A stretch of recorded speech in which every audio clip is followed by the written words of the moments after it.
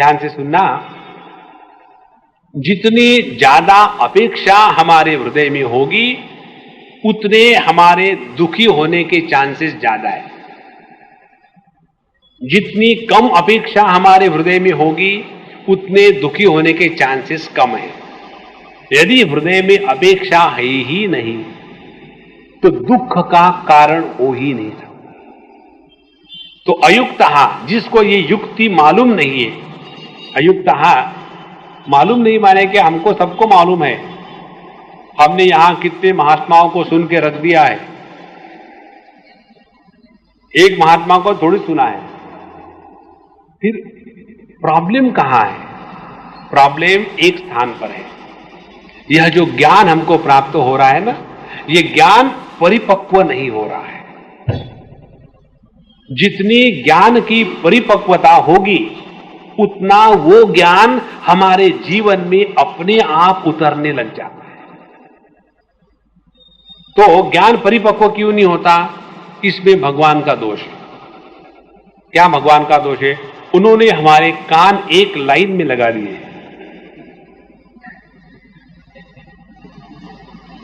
परांचिखानी व्यतृण स्वयंभू तस्मात् परान पश्यति नान्तरात्मन। कठोपनिषद कहता है ये भगवान का दोष है। स्वयंभू भगवान ने हमारे इंद्रिय ऐसे बनाए हैं कि वो बहिर्गामी है। इसीलिए भैया अयुक्तः कामकारेण फले सक्तो निबध्यते। तो हम इस कर्म के प्रति आसक्त हो जाते हैं, कर्मफल के प्रति अपेक्षा रखते हैं, और यही जीवन का कर्म का बंधन है। तो कर्म का बंधन दो स्थानों पर आता है। एक, कर्म करने के पूर्व कर्तृत्वाभिमान की जागृति के कारण, और दूसरा कर्म होने के पश्चात कर्म फल के प्रति आसक्ति होने के कारण। तो ये दो बातें पिछले 4-6 श्लोकों ने भगवान ने बताई। पहले बताया इस कर्तृत्वाभिमान का त्याग कैसा करें। कहते हैं नैव किंचित करोमीति युक्तो मन्येत तत्वविद। पहले अपने कर्तृत्वाभिमान के त्याग का प्रारंभ करें कर्म करने के पहले, और दूसरी बात कर्म होने के बाद कर्म फल की अपेक्षा का त्याग करें। इस प्रकार से कर्म के पहले हमने साधना की कर्तृत्वाभिमान का त्याग, कर्म के बाद हमने साधना की कर्म के फल की अपेक्षा का त्याग, और कर्म करते समय क्या साधना की कि जो भी कर्म हम कर रहे हैं प्रेम से करें, आनंद से करें, अपने कर्तव्यों को समझ करके करें और समझदारी से करें। ये 3 स्थानों पर जब हम कर्म के साथ अपने आप को जोड़ते हैं तो कर्म का बंधन जीवन में कभी नहीं आएगा। और ऐसा जो व्यक्ति है जिसने अपने मन, बुद्धि, शरीर और इंद्रिय इनको अपने वश में कर लिया है, उसी को कहते हैं योगी पुरुष, उसी को कहते हैं जीवन मुक्त पुरुष। अब ऐसे जीवन मुक्त पुरुष का वर्णन 13वें श्लोक में बताते हैं। सर्वकर्माणि मनसा सन्न्यस्यास्ते सुखं वशी नवद्वारे पुरे देहि नैव कुर्वन्न कारयन्। वशी माने जिसने अपने देह, मन, बुद्धि, इंद्रिय इनको अपने वश में करके रखा है वो वशी। वाशी नहीं है ना, वशी। तो जो वशी है कैसा है? सुखम आस्ते, वो हमेशा मस्त मौज में रहता है। जो अपने देह, मन, बुद्धि, चित्त को, इंद्रियों को अपने वश में रखता है वो नित्य निरंतर सुख में रहता है, मस्त रहता है, प्रसन्न रहता है। लेकिन कहां रहता है वो प्रसन्न? कहते हैं सर्वकर्माणि मनसा सन्न्यस्य। उसने अपने मन के द्वारा सभी कर्मों का संन्यास कर दिया है। देख लेना, कर्मों का संन्यास नहीं किया है, मन के द्वारा कर्मों का संन्यास किया है। मन के द्वारा कर्मों का संन्यास करना माने क्या? मैं कर्म कर रहा हूं, इस कर्तृत्वाभिमान का त्याग कर देना, इस कर्म का मुझे अमुक अमुक फल मिले ऐसे संकल्प के साथ अपने को नहीं जोड़ना। ये दो बातें जब हो गई तब हमने मनसा अपने समझ के साथ, मन के साथ सभी कर्माणि सर्वकर्माणि मनसा संन्यस्य, एक तो ये अर्थ हो गया। दूसरा संन्यास का अर्थ, संन्यास का अर्थ केवल त्याग ही नहीं, संन्यास माने योग्य प्रकार से। जैसे इस घड़ी को हमको रखना है तो हम ऐसी रखे कि वो गिर न जावे, नहीं तो ऐसी रख दी और फिर वो गिर गई, फिर उठाया, फिर रख दी, फिर गिर गई, तो उसको न्यास नहीं कहेंगे। न्यास माने ऐसा रखना कि फिर वो हिले नहीं। इसीलिए ये जो पुल होते हैं ना, उसका कहते हैं शिलान्यास किया। शिलान्यास किया माने वहां पत्थर ऐसा रख दिया कि उसके ऊपर पुल चढ़ेगा तो वो पत्थर गिरेगा नहीं नीचे। तो संन्यास का तात्पर्य है सर्वकर्माणि मनसा संन्यस्य, सभी कर्मों को हमने ठीक से समझ लिया है। क्या कर्म के बारे में समझना है? तीन चीजें कर्म के बारे में समझ लेना है। पहली बात, कर्म के पूर्व कर्तृत्वाभिमान ऐसा जागृत ना हो कि जिसके कारण हम कर्म बंधन में आवे। दूसरी बात, हम कर्म करते समय ऐसा कर्म करें कि मन प्रसन्न रहे और प्रत्येक कर्म के माध्यम से अंतःकरण के आनंद को अभिव्यक्त करें। और कर्म के साथ तीसरी जो बात है वो ये है कि ज्यादा हृदय में अपेक्षा नहीं रखें। जितनी हृदय में अपेक्षा कम होगी उतना हम प्रसन्न रहेंगे। ये जिसने समझ लिया है उसके बारे में कहते हैं सर्वकर्माणि मनसा वशी सुखम आस्ते। ऐसा व्यक्ति इस जगत में नित्य निरंतर प्रसन्न और सुख में रहता है। और आगे कहते हैं नवद्वारे पुरे देही, और इस देह में रहने वाला ये जो देही है इसी देह में रहेगा, लेकिन कैसा? नैव कुर्वन् न कारयन्। अब ये महत्व की बात है, उसके अंदर से किसी भी प्रकार का ये भाव नहीं है कि मैं ये कर रहा हूं वो कर रहा हूं, और न कारयन, दूसरों को भी किसी काम में वो लगाता नहीं। ध्यान से सुनना भैया, हम लोगों के मन में दूसरों के सुखों की स्वयं कल्पना कर लेते हैं। जैसे हम कल्पना करते हैं थोड़े बड़े होने के बाद भगवद गीता का इधर उधर सुन लेते हैं और फिर सोचते हैं ये ज्ञान यदि बच्चों को मिला तो बड़ा अच्छा हो। जब आप बच्चे थे तो भगवद गीता क्या गायब थी क्या? क्या आपके बड़ों ने आपको कहा नहीं था क्या कि अभी अभी ये Y2K अभी अभी भगवद गीता आई है? ये हमेशा थी। हम कहां उपलब्ध थे? तो हम क्या कल्पना करते, यदि ये ज्ञान हमारे देश के सभी बच्चों को मिलेगा तो देश का एकदम उद्धार हो जाएगा।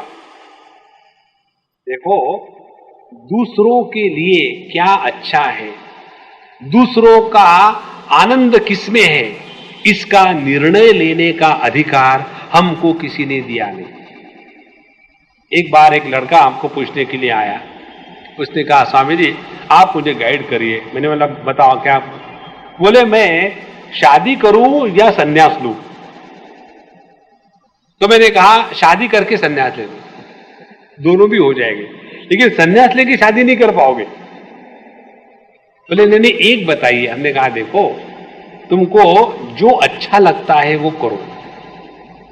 वो करने से क्या होगा कि अच्छा होगा तो भी तुमने ही किया है, बुरा होगा तो भी तुमने ही किया है। इसीलिए कोई भी समझदार व्यक्ति किसी दूसरे के लिए निर्णय नहीं लेता। भगवान ने पूरी भगवद गीता अर्जुन को बताने के पश्चात यही तो कहा है ना कि यथेच्छसि तथा कुरु। जो तुमको बताना था मैंने बता दिया, अब तुम डिसाइड करो कि उनको क्या करना है क्या नहीं करना है। इसीलिए न कारयन, यह जो योगी पुरुष है जिसने अपने आप पर संपूर्ण नियंत्रण कर लिया है, वो अपने आनंद में ऐसा मस्त रहता है कि दूसरों के सुधारने के लिए कोई भी दिमाग में खिचड़ी निर्माण नहीं करता।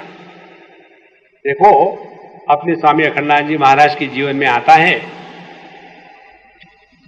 उन्होंने एक जगह लिखा है कि मैं अनेक साधु संतों के पास जाता था और जाकर के सत्संग करता था, और वो तो बचपन से ही व्युत्पन्न मति थे, विद्वान थे, ज्ञानी थे, और कितने साधुओं के साथ उन्होंने अपने जीवन को बिताया। लेकिन जब वो उड़िया बाबा के पास आ गए तो बोले, मुझे उनमें से कौन सी बात अच्छी लगी जिसके कारण मैं अपने आप को उनके सामने पूर्ण समर्पित कर दिया हूं। एक बात बोले, कौन सी? उन्होंने किसी को भी सुधारने का प्रयत्न नहीं किया, जो जैसा है उसको वैसा उन्होंने स्वीकार किया। देखो भाई, न कुर्वन् न कारयन्। यदि हमारे उपस्थिति से किसी दूसरे को इंस्पिरेशन, उत्साह मिलता है तो उसमें उसका बड़प्पन है, अपना कुछ नहीं है। लेकिन हम जब चाहते हैं कि ऐसा करने से होगा, वो करने से होगा, होगा कुछ नहीं, मन में विक्षेप आ जाएंगे। और इसीलिए जो भी कुछ हम कर रहे हैं आध्यात्मिक साधना, उसमें अपना ध्यान होना है अपने पर, कि कायेन मनसा बुद्ध्या केवलै इंद्रियैरपि योगिनः कर्म कुर्वन्ति संगम त्यक्त्वा आत्मशुद्धये। जो अपने अंतःकरण को शुद्ध करने के लिए कर्म करते हैं वो योगी है, और जो दूसरों को बदलने के लिए कर्म करते हैं वो टाइम पास कर रहे हैं, वो साधना नहीं कर रहे। अपने घर में तो मुश्किल है और बाहर जाकर के पब्लिक का उद्धार करें। इसीलिए भैया ये बात स्पष्ट समझ लो, भगवान के शब्द है, हमको अपना पूरा का पूरा ध्यान रखना है इस चीज में। सर्वकर्माणि मनसा सन्यस्य आस्ते सुखम वशी नवद्वारे पूरे देही नैव कुर्वन्न कारयन्। देखो, जिसमें स्वयं के हृदय में कर्तृत्वाभिमान नहीं है, वो किसी दूसरे के अंतःकरण में कर्तृत्वाभिमान जागृत नहीं करेगा। जिसके स्वयं के मन में पाप है उसको सब जगह में पाप ही दिखेगा। पापी सर्वत्र पापम आशंकते। इसीलिए जितना हमारे हृदय से ये कर्तृत्वाभिमान निकल जाएगा उतना आप देखेंगे तब हमारी साधना ठीक चल रही है। हम एक बार कहीं जा रहे थे वृंदावन से, और हमने स्वामी जी से कहा, अखंडानंद जी महाराज से, कि स्वामी जी मुझे जाना है, बच्चों का कैंप है, तो मैं जाऊंगा आज खाना खाने के बाद। बोले, देखना बच्चों को ब्रह्म बिम्ब मत पढ़ाना, उनके साथ खेलना, उनके साथ आनंद में समय बिताना, और उनको ज्यादा ज्ञान मत पिलाना। देखो कितने सुंदर शब्द हैं। उन्होंने कहा, एक जो कली होती है वो जब अपने मस्ती में, नेचुरल रिदम में जब खिलती है तो उसका सौंदर्य जो अंदर था वो पूरा का पूरा बाहर आता है, और उसके पीछे हम लगे, ऐसा नहीं करो, वैसा नहीं करो, इधर से छात्र क्या कोई ऑब्स्ट्रक्शन लगाओ, इधर से धूप नहीं, इधर से पानी नहीं, और इसी के पीछे लगे रहेंगे तो वो कली का हम सत्यानाश कर देंगे। इसीलिए नैव कुर्वन्न कारयन्, हमको पूरा का पूरा ध्यान इस कर्तृत्वाभिमान के निराकरण में लगाना है। और ऐसा व्यक्ति स्वयं मस्त रहता है और उसके कारण किसी को कोई परेशानी नहीं। देखो, अभी अभी हम किसी के घर में गए थे और वो दो उदाहरण हम आपको बताएंगे। एक घर में गए थे तो वो जो दादी माँ थी उसके बारे में पोते बताने लगे। कहते कि स्वामी जी, हमारी दादी माँ इतनी बेस्ट फ्रेंड है हमारी कि हमको कहीं बाहर जाने की जरूरत ही नहीं। ना क्यों? बोले, सबसे इंपॉर्टेंट बात, वो हमको कुछ बताती नहीं, ऐसा करो, वैसा मत करो, ये मत करो, वो मत करो। जब हम खेलते हैं तो खेलने लग जाती है और इतना फैला देती है पूरा का पूरा कमरा। हम खेलते, वो भी खेलती है। वो हमको 25 बार नहीं बताती, देखो बेटा खिलौनों को ठीक रखना चाहिए, देखो, ऐसा कुछ नहीं, हमारे जैसी वो हो जाती है। अब ऐसी दादी माँ को कौन नहीं चाहेगा? और दूसरे दादी माँ का चित्र, बच्चे तंग आ जाते हैं। पैर धो के आए, हाथ धो के आए, ये नहीं किया, वो नहीं किया। जैसे वो बच्चे उसके सामने जाते हैं एकदम प्रश्नों की झड़ी लग जाती है। देखो, नैव कुर्वन्न कारयन्, हम अपने आप को ऐसा प्रसन्न रखें कि अपने आप हमारे अगल बगल में चीजें होने लग जाती।